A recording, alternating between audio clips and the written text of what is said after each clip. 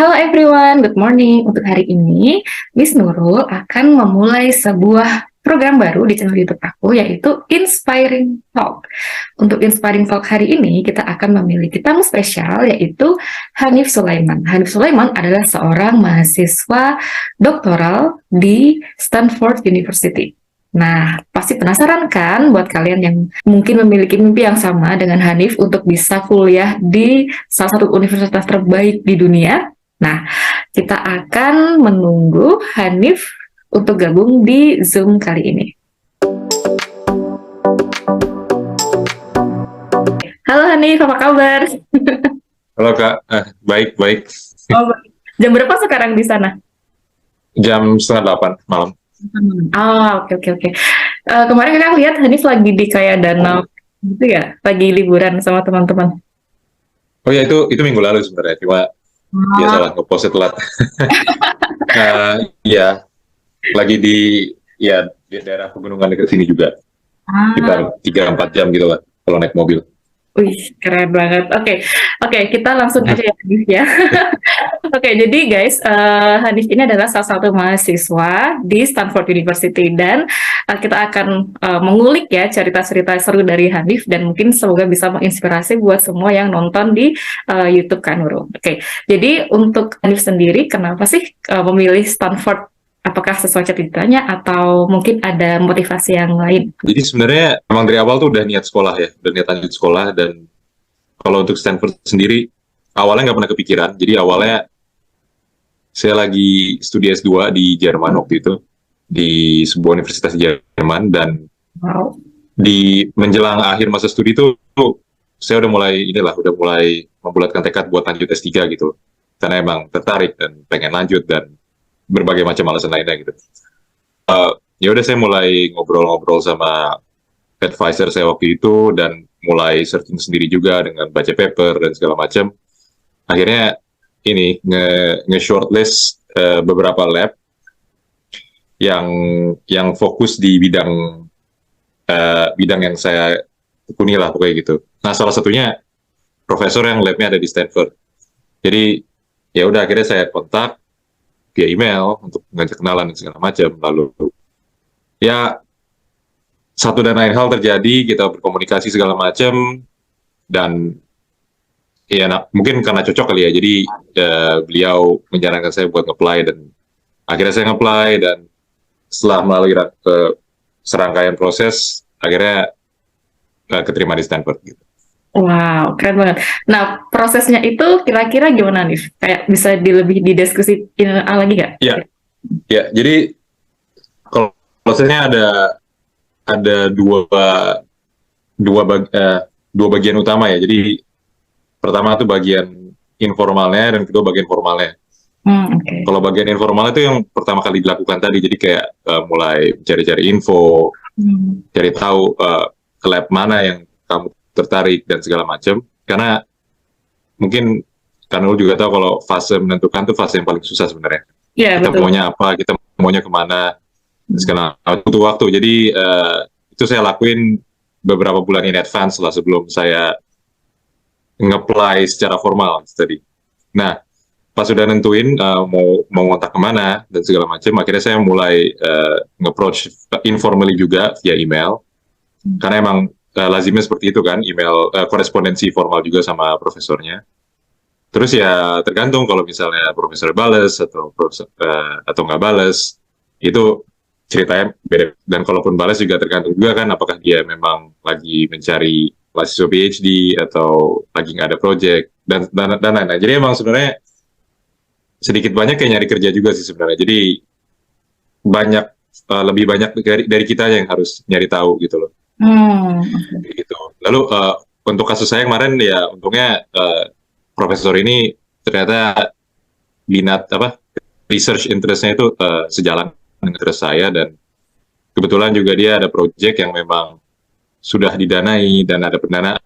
Jadi dia memang ada rencana untuk merekrut mahasiswa PhD dalam waktu dekat gitu.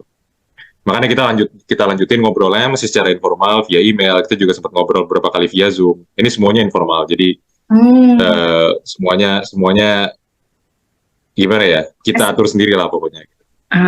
Oke, oke. Sampai ya, kalau misalnya cocok gitu ya, nanti kita bakal disaranin buat nge-apply secara formal. Ini baru yang berhubungan sama pihak universitasnya tadi. Oke. Oke, itu kira-kira berapa lama nih untuk semua prosesnya? Apakah ada waktu setahun, 2 tahun? Iya, ya, jadi kalau saya cuma bisa bicara buat Stanford ya. Jadi waktu itu application window-nya atau apa, periode pendaftaran ya mungkin bahasa Indonesia. Itu sekitar bulan September sampai Desember awal. Oke. Jadi dalam rentang waktu 3 bulan tersebut kita bisa, itulah waktu kita buat melengkapi berkas, bikin akun, upload, pokoknya ngurus segala macam lah sampai aplikasi terakhir kita submit gitu ya. Dan kalau saya sih mulai komunikasinya dari bulan apa ya, Juli Agustus gitulah, jadi sebulan 2 bulan sebelumnya. Jadi dan itu berlanjut sampai periode pendaftaran juga gitu loh. Jadi saya juga baru submit tuh bulan Desember lah, akhirnya menjelang akhir lah, dalam membulatkan niat juga gitu loh. Jadi komunikasinya ya itulah reguler aja, kayak sesuai kebutuhan. Tapi ya nggak, ya beberapa bulan sebelum lah kurang lebih. Jadi nggak ada patokan exactnya berapa ya, kurang lebih gitu. Oke, oke. Nah, jurusannya apa sih yang Hanif ambil di sana? Ya, jadi karena saya S3, jadi ini bukan kayak jurusan sebagaimana pada umumnya di S1 atau mungkin S2 yang sudah jurusan yang terdefine, yang punya program tertentu dan segala macam. Karena S3 kan lebih research based dan jadi nggak apa ya, bahkan sebenarnya lebih banyak kita yang mendefinisikan sendiri kita ini ngapain dan mau ke arah mana gitu. Tapi tetap ada departemennya namanya Earth System Science. Jadi apa tuh artinya? Ya, Earth System Science. Jadi ilmu kebumian mungkin kalau diartiin secara kata per kata. Berarti kayak geologi gitu kali ya kalau di Indonesia? Not exactly, karena kalau geologi itu yang ini sesuai background saya, karena background saya juga geologi. Kalau geologi kan lebih fokus belajar ke batu-batuan dan proses-proses yang ada di litosfer. Tapi kalau Earth System Science ini lebih melihat bumi sebagai suatu sistem, yang mana sistem tersebut terdiri dari berbagai macam subsistem, ada atmosfer, ada litosfer dan segala macam. Jadi nggak terpaku sama salah satu subsistem aja gitu. Benar, geologi adalah bagian dari sistem itu, tapi nggak cuma geologi aja. Ya, jadi ini kayak lebih komplit lagi ya melihat sistem yang awal tadi yang geologi tadi kayak melengkapi perjalanan Hanif untuk sampai di sini, ya kan? Nah, kira-kira selama belajar di Stanford itu ada kayak kesulitan nggak? Ataukah Hanif perlu adaptasi tentang satu atau hal yang lain? Itu bisa diceritain mungkin? Kalau lingkungan pasti berbeda. Sama Indonesia beda banget, sama Jerman pun juga beda gitu. Jadi tetap ada periode adaptasi di awal, dan susah gampangnya adaptasi atau lama enggaknya adaptasi kan tergantung orangnya juga.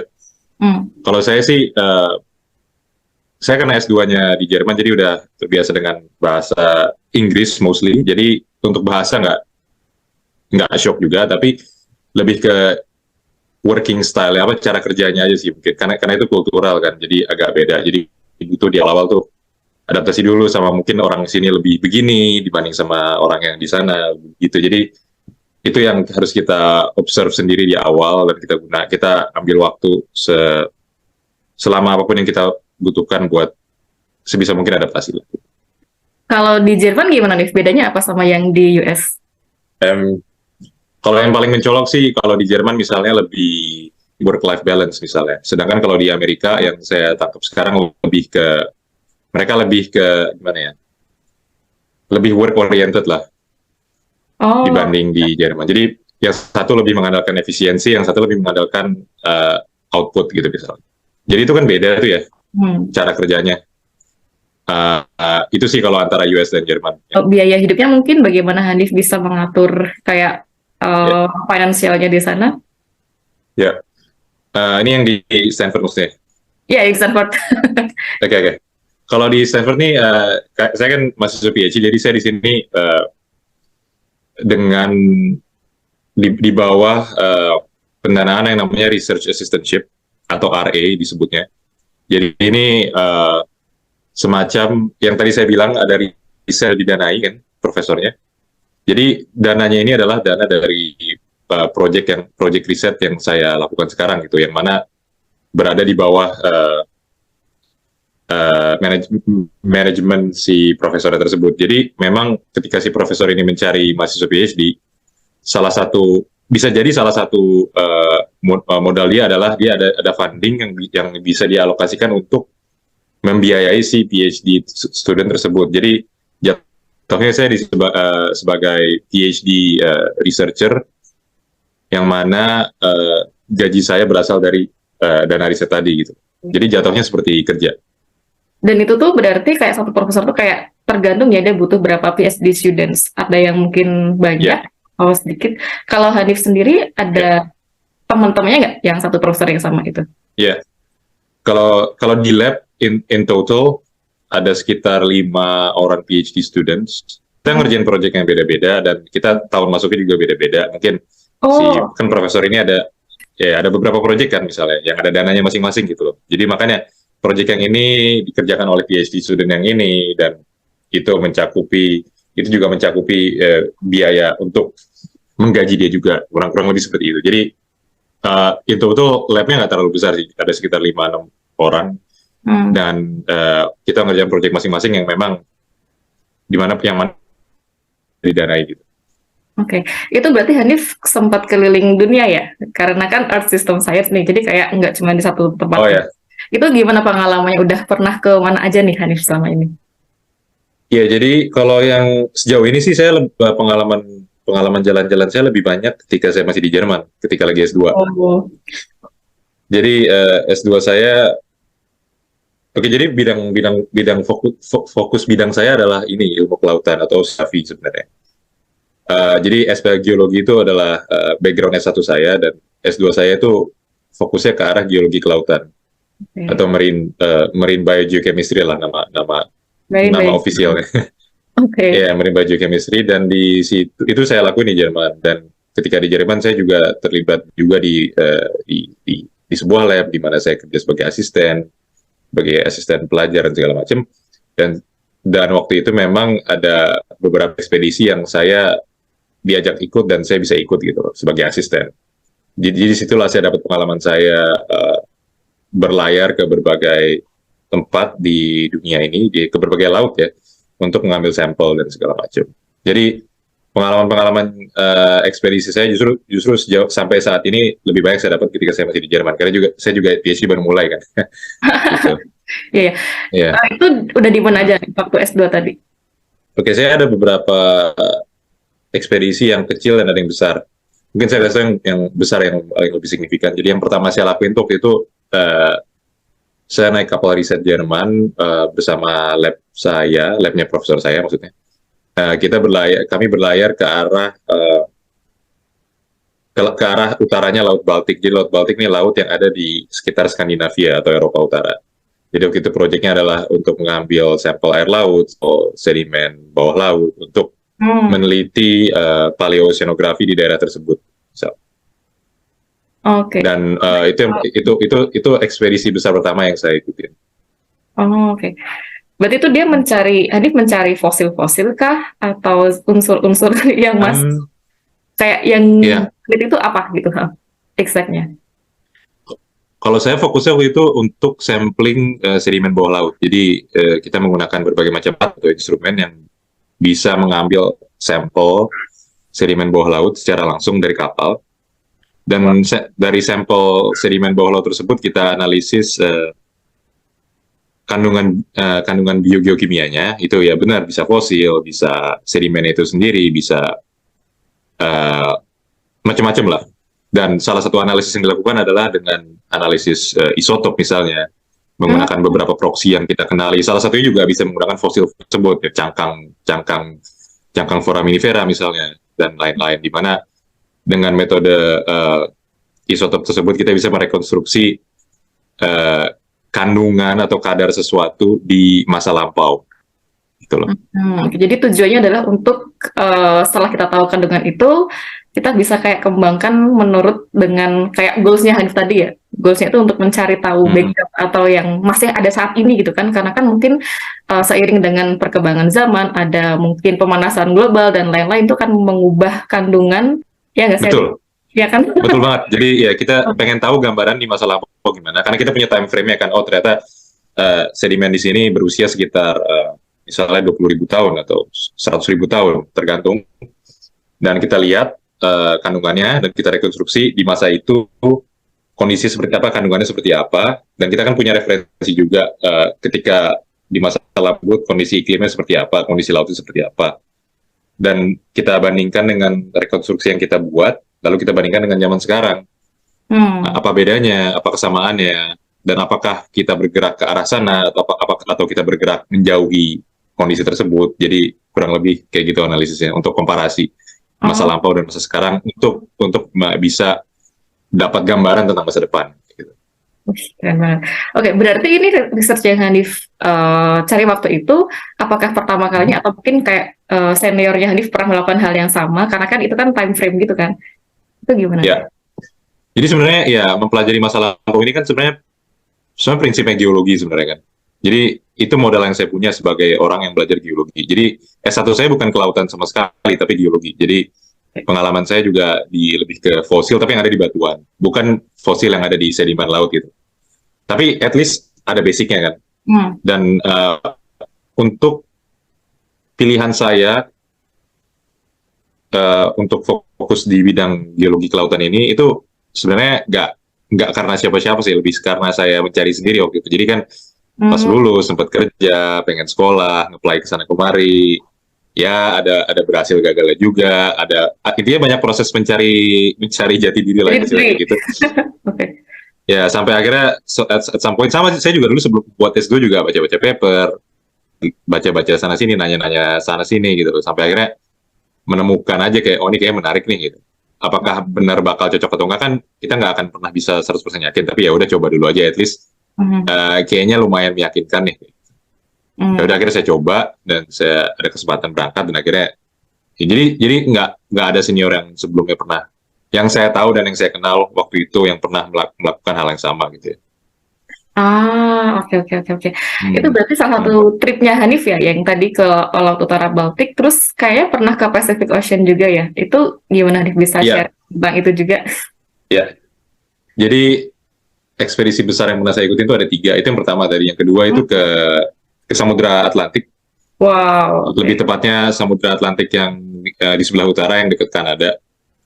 Goalnya mirip, project goalnya mirip, yaitu untuk bisa mempelajari dan mengetahui lebih banyak kondisi paleoceanografi di daerah, ngambil sampel air laut, ngambil sampel sedimen bawah laut dan segala macam. Cuma beda tempat ya, beda region. Lalu yang ketiga baru Atlantik juga, cuma ini tembus sampai ke Samudra Pasifik. Di mana Samudra Pasifiknya ini yang ada di dekat Amerika Selatan, jadi kayak daerah Kolombia dan Ekuador. Jadi kita waktu itu berlayar sampai ke arah sana, ngambil sampel juga di sana. Cuma waktu itu job desk saya agak jadi fokusnya nggak ke sedimen bawah laut, tapi ke sampel air laut itu secara langsung gitu. Jadi yang di proyek yang ketiga ini saya udah lebih ke arah kimia banget gitu. Jadi ngambil sampel air laut untuk mempelajari, untuk mengukur kandungan gas tertentu, trace gas artinya. Pokoknya gas-gas jejak yang ada di kandungan air laut tersebut. Jadi ini proyek yang saya lakukan di lab yang berhubungan sama master thesis saya waktu itu. Yang saya lakukan sekarang, karena saya perlahan-lahan mulai transisi ke arah oceanografi secara utuh, jadi geologinya udah makin berkurang lah. Jadi sekarang saya fokus ke oceanografi kimia, dan itu juga berhubungan sama apa yang saya lakukan sekarang. Jadi di Pasifik itu saya waktu itu mengambil sampel air laut untuk mempelajari kandungan gas. Wah, keren banget. Oh my God. Itu berarti kan Hanif tinggal di kapal pesiar dong, ya kan? Nggak ke daratan ya? Kayak maksudnya berapa waktunya gitu, kayak how long it takes? Ya. Kalau ekspedisi besar yang etis yang pernah saya ikutin kurang lebih sebulan ya sekali ekspedisi itu. Jadi sebulan nih kurang lebih lah. Atau lebih dikit mungkin. Jadi ya selama itu ya tinggal di kapal, nggak ada ke darat sama sekali karena kita benar-benar di tengah lautan kan. Wow. Terus ya udah, dan kita tinggal dan kapalnya emang kapal riset, jadi emang kapal yang dirancang untuk ekspedisi saintifik. Jadi memang udah dilengkapi dengan lab dengan banyak lab di dalamnya, dan lab yang misalnya lab yang bisa dipakai buat either fisika, kimia, dan segala macam. Dan juga alat-alat yang emang udah dirancang buat ngambil sampel either air laut atau sampel sedimen bawah laut dan segala macam. Jadi ya udah kita tinggal bareng-barengnya di kapal selama sebulan itu. Seru ya, Div ya? Seru banget. Seru, seru sih, saya sih seneng sih ada di kapal sebenarnya, karena mungkin emang saya seneng sama kerjaannya, tapi dan satu sisi juga saya emang nggak tahu ya, kan tergantung orang ya. Kalau saya emang seneng aja di kapal gitu loh. Kebetulan nggak mabukan, jadi kayak ya udah seneng aja kerja di sana. Kapalnya juga oke gitu loh, enak buat tinggalin, fasilitasnya memadai, dan makan cukup dan segala macam. Jadi oke lah. Oke. Itu Hanif kayak the only Indonesian student di situ, atau mungkin ada orang Indonesia lain di situ? Kalau orang Indonesia sih, dari yang pernah saya ikutin sih saya aja. Wow, everyone. Karena waktu di Jerman kan emang mostly orang Jerman ya. Hmm. Ada juga kolega internasional, mungkin dia dari Cina, atau mungkin dari mana, mungkin dari negara lain atau dari negara Eropa yang lain. Tapi kayak ya, kalau dari ekspedisi yang pernah saya ikutin yang 3 ini, emang orang Indonesia saya aja. Wah, keren banget. Oke, kalau waktu di Stanford berarti belum sempat kayak yang kayak riset-riset kayak yang Hanif lakukan waktu S2 kemarin ya? Ya belum, kalau di sana Hmm. lebih fokus analisis di lab sih. Karena sampelnya sebagian udah ada, Mhm. dan ya goalnya adalah, salah satu job desk saya adalah untuk menganalisis sampel ini di lab. Jadi Oke. sejauh ini lebih lab based lah. Oke. Jadi lebih banyak jalan-jalannya waktu S2 justru ya kemarin ya waktu Ya, so far sih begitu. Karena emang kalau di kapal itu kan ngambil sampel kan. Kalau sekarang saya emang lebih ke analisis sampelnya analisis lab ya. Hmm. di labnya gitu loh. Ya. Oke. Itu juga Hanif sendirian atau ada kayak mahasiswa Indonesia lainnya di situ? Di lab yang Hanif sekarang gunakan? Kalau lab saya kan tadi kan orangnya nggak terlalu banyak, kayak cuma sekitar 7 orang, dan bidang saya juga bukan bidang yang apa ya, mungkin yang lazim dikenal gitu loh, kayak oceanografi kimia atau marine biogeochemistry kan mungkin nggak banyak orang tahu mungkin ya. Ya kalau orang Indonesia saya aja. Lab saya emang mostly orang Amerika sih. Oh, oke. Atau mungkin lab saya yang kecil ini ya. Wow, keren, keren, keren, keren. Nah, berarti setelah sekian banyak pengalaman yang Hanif lakukan, kira-kira nanti kalau seumpama nih Hanif udah graduate gitu, udah selesai jadi S3-nya, udah beres, itu cita-citanya Hanif mau jadi apa? Kayak, what will you do in the next? Ya, jadi saya kan baru mulai ini, masih di tahun pertama, dan di US tuh S3 rata-rata butuh waktu agak lama, sekitar 4 sampai 5 tahun ya. 5 tahun, jadi 4-5 tahun tuh biar emang agak lama kalau di US. Ini yang ngebedain juga antara US dan Europe, atau mungkin tempat lain. Europe mungkin biasanya 3 sampai 4 tahun, tapi kalau US tuh 5 ke atas lah. Oke. Karena ada perbedaan sistem juga ya, yang itu bisa another topik lah. Tapi intinya lebih lama normally di US. Jadi saya masih lama S3-nya, saya masih bakal stuck di sini untuk beberapa tahun ke depan.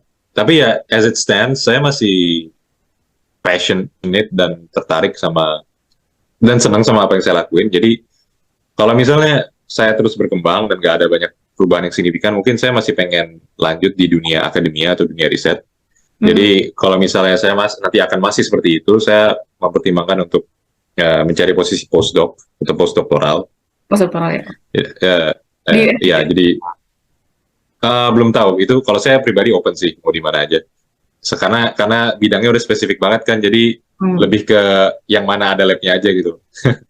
Keren banget deh. Bisa di sini, bisa di tempat lain, bisa balik ke Europe atau kemana aja, itu tergantung. Itu mungkin setahun 2 tahun, habis itu we'll see. Atau mungkin saya nanti bakal berubah pikiran, saya bakal pengen masuk ke industri aja gitu. Itu bisa juga. Ketika mungkin nanti kan kita nggak tahu ya bakal gimana kondisi nanti, atau mungkin saya berubah pikiran atau interest saya berubah gitu ya. Mungkin saya juga bisa mempertimbangkan untuk kerja ke arah industri gitu. Tapi yang berhubungan sama lingkungan atau berhubungan dengan kelautan. Berarti itu di Indonesia atau di luar negeri Hanif? Kalau untuk kerja, kalau untuk riset tadi di Indonesia emang masih agak susah ya, karena infrastrukturnya masih kurang kalau di Indonesia. Mungkin bisa saya yang saya tahu bahkan cuma di UIT gitu misalnya, yang emang ada pusat oceanografi. Itu kalau riset. Tapi kalau untuk industri di Indonesia lebih mungkin. Nah, maksudnya chance-nya lebih terbuka juga di Indonesia, karena di Indonesia juga pasti harusnya banyak lah industri atau dunia analis analis lingkungan atau kelautan yang beroperasi di Indonesia gitu. Cuma detailnya seperti apa ya Ya. saya masih belum tahu. Ya. Oke, oke. Nah, kira-kira pesan-pesan apa aja yang ingin Hanif sampaikan buat mungkin anak-anak muda yang menonton juga dan saya, terus mungkin hal-hal yang bisa Hanif share, suggestion untuk anak-anak muda Indonesia. Silakan Hanif. Ini terkait apa ya? Terkait Terkait uh, kalau mau kuliah di Stanford atau mungkin kayak mereka yang I masih see. setelah kerja, terus gimana ya? Aku masih bingung mencari jati diri kayak gimana gitu. Kalau Hanif ini Ya. example yang udah sukses nih, ya kan? Dari dunia kerja, terus bisa kayak mencari jati diri. Kira-kira aku mau kemana ya? Gagal lagi, terus kayak bisa masuk ke Jerman, terus bisa ke Amerika gitu. Nah, kira-kira Ya. atau pesan-pesan apa yang bisa Hanif share? Ya. Kalau yang bisa saya bilang sekarang, kita kan kayaknya sekarang opsi udah lebih banyak ya. Either beasiswa pun nggak cuma satu kan, ada beasiswa A, B, C yang mungkin orang-orang yang sekarang di Indonesia lebih tahu lah dibanding saya gitu. Jadi jangan pernah sungkan untuk mencari info dan jangan pernah ngerasa minder juga gitu, karena yang saya tahu juga, karena saya juga pernah ngerasain ya jadi pelajar di Indonesia gitu, karena orang itu banyak yang pemalu sebenarnya. Jadi kayak agak suka sungkan buat tanya, suka sungkan buat mencari info, atau mungkin suka minder sebelum untuk sekolah ke luar negeri gitu loh, entah apapun alasannya. Jadi saran saya sih jangan jangan pernah ngerasa minder, jangan pernah ngerasa sungkan, ngobrol sama guru-guru, sama dosen, sama praktisi, semua yang bisa kita temuin, ajak ngobrol aja, tanya-tanya aja,